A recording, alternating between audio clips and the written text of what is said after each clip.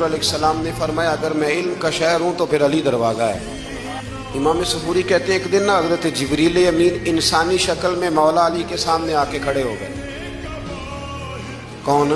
جبرائیل علیہ السلام۔ حضرت جبریل امین کھڑے ہوئے انسانی شکل میں، تو کہنے لگے علی یہ بتائیے کہ جبریل اس وقت کہاں ہے؟ انسانی شکل میں مولا علی سے پوچھتے ہیں۔ تو حضرت علی نے پہلے اوپر دیکھا، پھر نیچے دیکھا، پھر دائیں دیکھا، پھر بائیں دیکھا، پھر آگے دیکھا، پھر پیچھے دیکھا۔